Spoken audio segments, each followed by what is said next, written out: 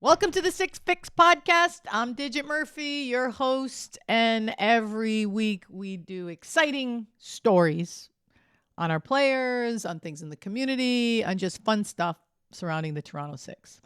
I have with me today one of our players who is famous for bringing the tiny hands in, is famous for being a great ambassador at Syracuse University as an ice hockey player, and now overseas, right? Overseas and now on to the Six.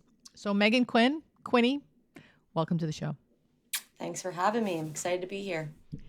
Yeah, you better be, man. This is going to be fun, rocking and rolling. People want to know about the tiny hands. I was on a Zoom call the other night, and we were talking about. I had the tiny hands. I brought them on with me, and the tiny hands wouldn't even happen because of it unless for you. So let's get right into it with that, and then we'll go backwards. How about that?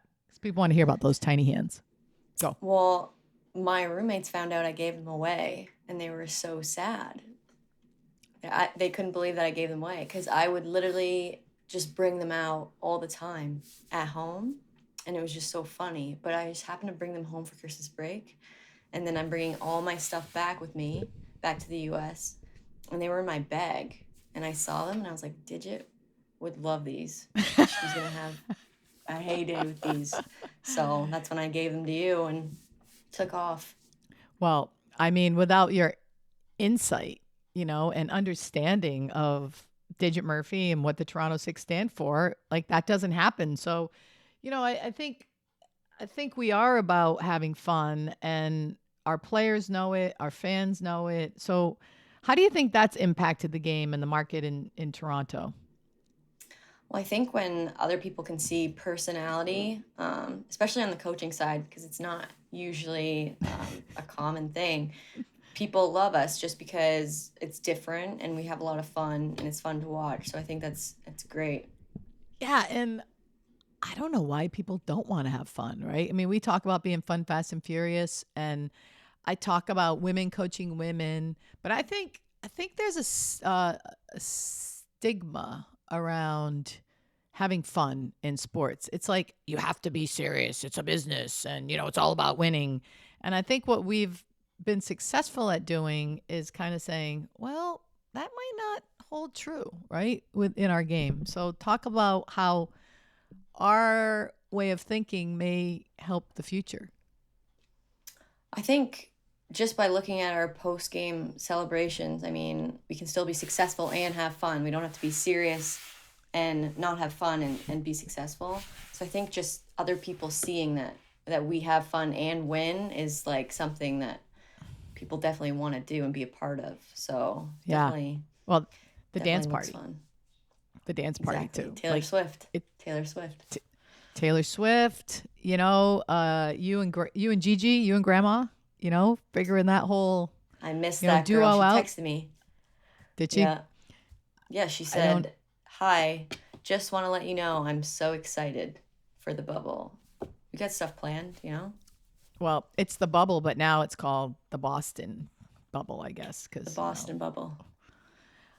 yeah, Yeah. and the whole Lake Placid thing, it was kind of magical, right? It's a magical mystery tour. It was fun, and like, I don't think the dance parties would have happened if we didn't kind of have that hallway ambiance. I agree. Tell our listeners, describe what our locker room looked like. Well, the hallway one. Both. Well, first of all, we were separated into two different locker rooms, and one locker room had stalls and looked a little nicer. The other one, we were on chairs. And then in between periods, we sit on these cushioned metal chairs down a hallway, like 6 feet apart from each other. It took up the whole hallway. It was almost like a runway. Yeah. for Digit to come down with the tiny hands, do a little dance. I Yeah. know. It was so fun because when I first saw that, I'm like, oh, we can do some fun things with this Mm-hmm. space, right? Mm-hmm. And it was funny when we first talked about the Isabel Cup and winning it if we could. We talked about how do you celebrate with COVID because all these people like are kissing the cup, and I'm like, we should have a dance party, and it kind of just evolved into this kind of really interesting mindset around that. And for our listeners, hopefully they don't mind us talking about this, but it was just so big a part of the game to us. Like how fun the dance parties were part of the ritual. It was just, I don't know how else to describe it, right? Mm-hmm. Even on the bench, Julie Allen runs down from the other side of the bench, does a little dance, and then leaves Yeah. on the bench. Yeah.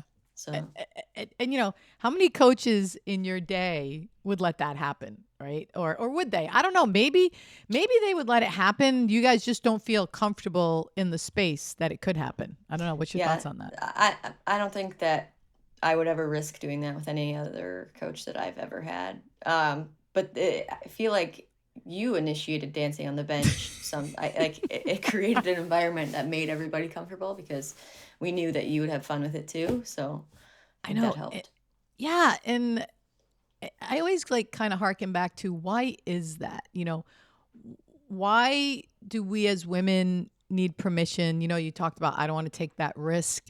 And it's kind of sad when we think about it, right? That we need to be given permission to do these kind of things. But I get it, like time and place, environment.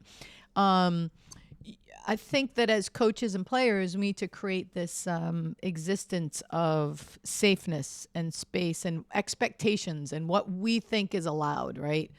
So, how do you think playing on the six has changed you, or has it changed you in thinking about those things, like in your life? I think I've never played on a team like this one. I was here for a very short amount of time, but I knew a lot of the girls coming in.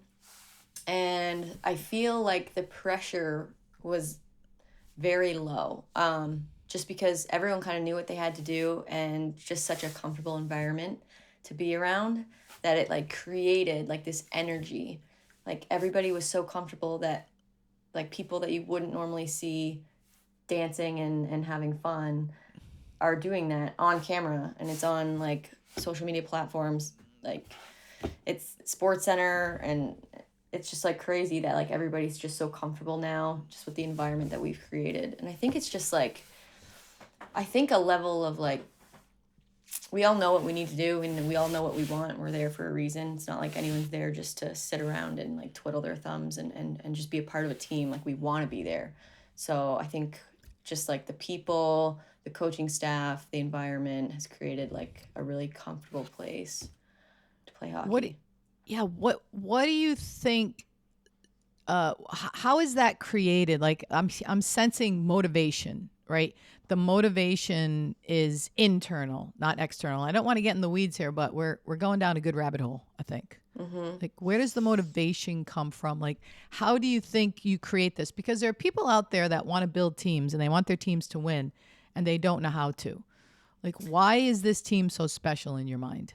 I think because everybody kind of accepts their role on the team and is never like upset about where they sit, you know? Like they're just happy to be there. And if they never touch the ice for a period, like they're still dancing around on the bench, and it creates like this like energy on the bench rather than like being so serious and sitting there and not talking because you're pissed off that you're not out there doing whatever. Everyone's kind of accepted their role, I think.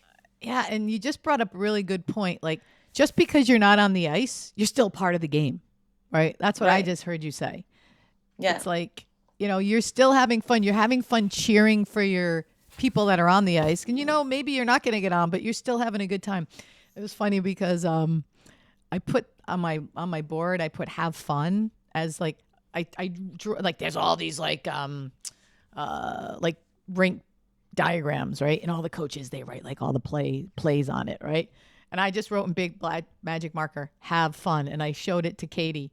And she took a picture of it and put it on social media. Next thing you know, the thing's like all like it's just like to me, it was a symbol of what the game is supposed to look like and what we have made the game, right? We wrote right on top of those X's and O's and we put have fun. And that was the priority.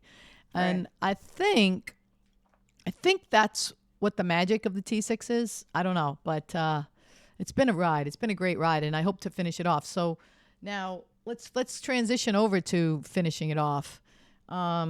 You are on sabbatical from your coaching position at SUNY Cortland. Yeah. And now what are you doing? So now I am a COVID coordinator assistant. So Nice. basically, when people get sick on campus and they're living in like dorms or res life, we have to arrange where they go, which is not something that you told me last year, like, yeah, you're going to be telling people, rearranging their living area so they can quarantine. I don't do the head coordinating, thank God, but just helping around You're with like that. an administrator. Yeah, a bunch of other coaches. There's like a women's basketball coach, volleyball, men's soccer. Like we're all kind of like in a totally different environment doing stuff that we've never done before. So it's definitely interesting. And you're not practicing with the team, unfortunately, even though we need you, right? Because you can't get over the border because of your job and your quarantine. But how are you staying in shape? This is not the coach talking. The people want to know. How do you stay in shape? I'm getting on the ice with like random teams that I can. I have some people I know, just like met through hockey and at Syracuse. So like U19 teams that are like still practicing, just hopping on the ice, trying to get some ice with our Cortland girls are actually going on the ice. So I'm going to hop on with them when I can. And Peloton saves me sometimes. Yeah. Just And getting that cardio in. well, you know what's interesting is that I found, like, this is my first time on the ice yesterday because I was in quarantine for 14 days. And Marcuzzi said to me, it's so great to have that break, to have that social. Practice is so important to me during COVID, especially. So I think what we found is during COVID, you really need that mental health break, right? Do you find that now, like, without being in the team, that you really miss the social? Yeah, I have FOMO definitely at practice. Like I talked to Eastwood last night after practice. She was like FaceTiming me on the way home, and I had FOMO. Like I want to be there. I talk to Greco all the time about it too. But it just didn't make sense with my job and everything, so I kind of have to hang here. But that isn't that still the beauty of the six and women's sports. It's like we flex and flow and we figure it out and we try to make people be included in the conversation. And I just think it's a special group, right?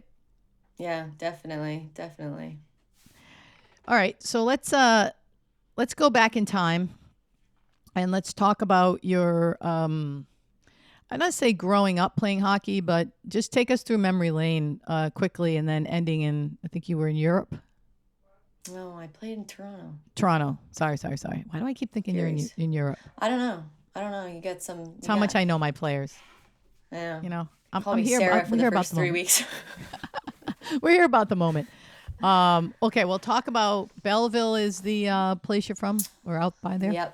Yep, Belleville, just north of Belleville, but yeah, Belleville. I went to high school in Belleville. I played in Belleville. I played boys growing up until Bantam was my first year of girls. I went girls to boys, back to girls, all in Belleville.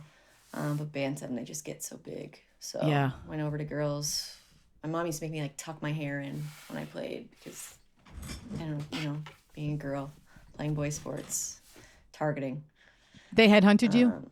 Oh yeah, like not all of them, but there was always one on each team that just I would tuck my braid into my shoulder pads, and so they wouldn't Hit you. know. But yeah, but no, it was good. And then I went to Durham West, 11th grade, 11th and 12th grade. I would commute to Durham West, so like Nice. an hour and a half, Wow. like 4 times a week. And you do the same thing here, so that's probably why it doesn't phase you. Like when you were Right. living in Belleville and you're commuting to Toronto, it's like what, 2 hours? Like it's crazy. 2 hours, and then I usually have to leave like an hour before just in case for Traffic. traffic Yeah. because it's so unpredictable and I just don't want to get caught. So People. a lot of times I'm sitting there like an hour earlier than everybody else just because there was no So traffic. so you're talking about 3 hours just to commute, then the hour or three at practice, and then 2 hours back. So you're talking an 8 hour commitment just in one day to Yeah. play the sport you love. Like, Yep. people do not understand what you guys are doing to make the game great. So I'm going to tell you right now, here in the public eye, I appreciate you. I appreciate everything you do. You make the game what it is. You make the T6 fun. Tiny hands, like, what the heck? Like, you're a gem, and you almost didn't play for us, right? I Talk about know. how you got the opportunity. Yeah.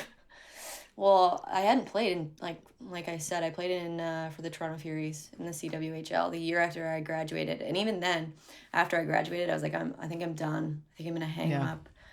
And like the day before the draft, they were like, "Are you like, come on, like, are you gonna play?" And I was like, I guess, I guess I'll play. I just didn't know what I FOMO. wanted to do. Yeah, FOMO. FOMO, and it's Greco. Greco, I 100% blame Greco for half of my FOMO because she can convince anybody to do anything. So I stopped. The league folded, which kind of helped my FOMO because I was like, ugh, like if I Thank God. leave, I'm gonna be so sad. Yeah. So I'm gone for a year, and then the T6 starts, and I'm signed a contract in Cortland, and then I come home for Christmas break, and Greco, she's been keeping me updated even when I'm not on the team. She's like, yeah, like we have whatever, like these people are on the team, and I'm like, oh, and I kind of had FOMO even though I've never played with this team because I know so many people. And then I'm hearing Julie Allen is thinking about going out, and I'm like, Julie and I have fun. Yeah. And her roommate sent me like a Snapchat of her like practicing stick handling in her like living room, like getting Love ready it. for tryouts. Love it. And Greg was like, "You should just come out." And I'm like, I don't even have my equipment here. My equipment is in This is Syracuse. great. I am This is in a great Belleville. story. Keep going on the equipment. This is I was like, unbelievable. no, and my sister, she's like, just use like what we can scrounge you something. Like Shy can get you shoulder pads. Like Woods has extra shin pads. Like all this stuff. And I'm like, and the only thing I had at home were my skates. And I brought them home. I had the debate. I'm like, do I need my equipment? I'm not going to need my equipment. I'm like, I'll just bring my skates just in case like I can get on the ice. And Thank thank God. God because I can't be wearing like random skates. And Greg was like, you should just, I brought it up to Digit, like that, like I know somebody that like might want to play. And I'm like, why did you do that? I don't have equipment. I'm not playing. And it makes it harder when she like keeps pushing because then I'm like, oh, like I would rather not know. Like then she's like, yeah, like you should just call Digit. And I'm like, I'm not calling Digit. And she was like, yeah, just call. I'm like, okay, Greco, I'll text her. I'll send her text.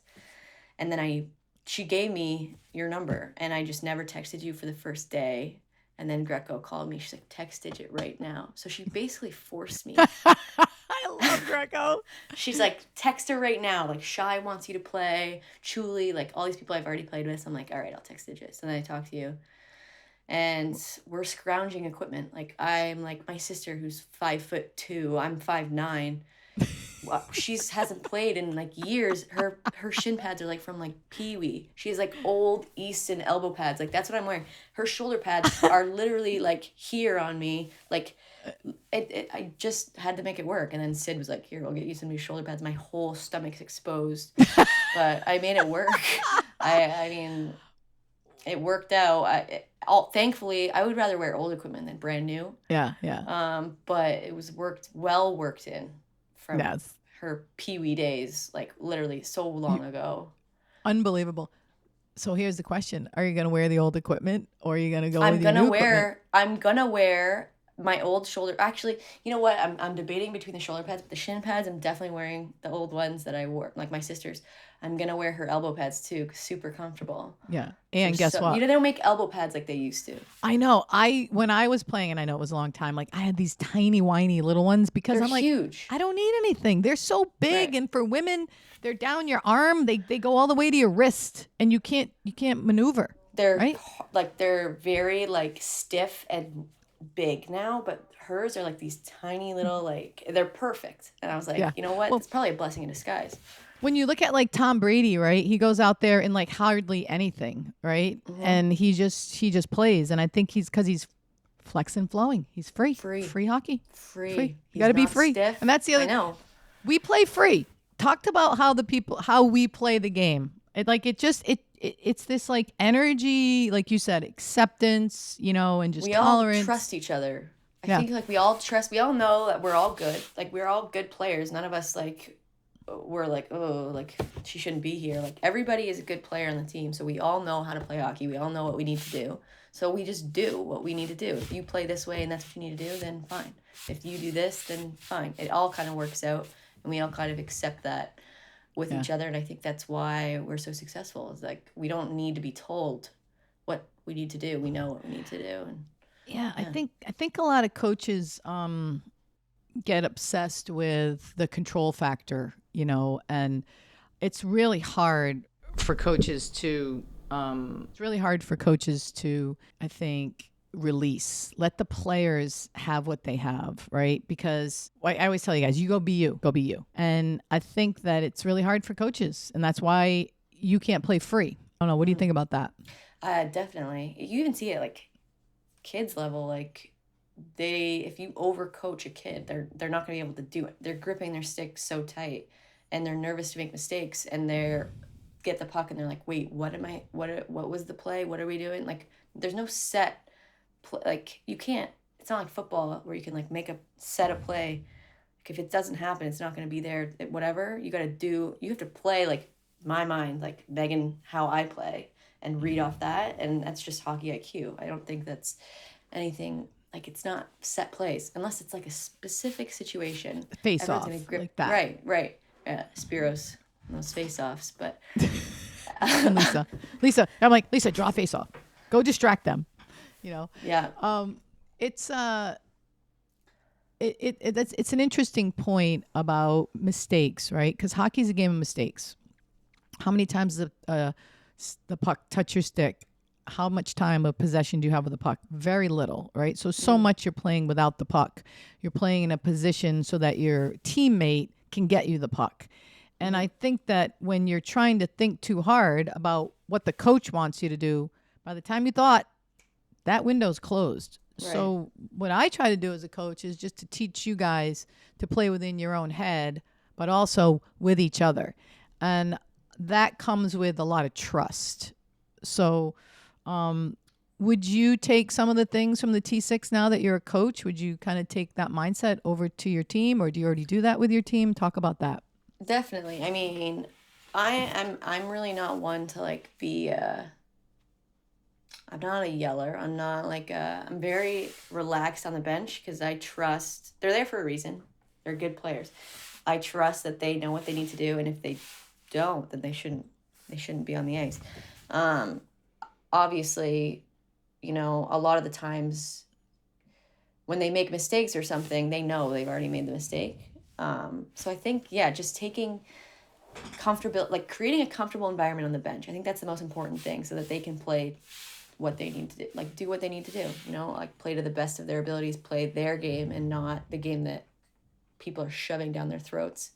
So I think that's like one of the most important things is just creating an environment that, because it's like you can anybody can learn tactics, but it's like the comfortability.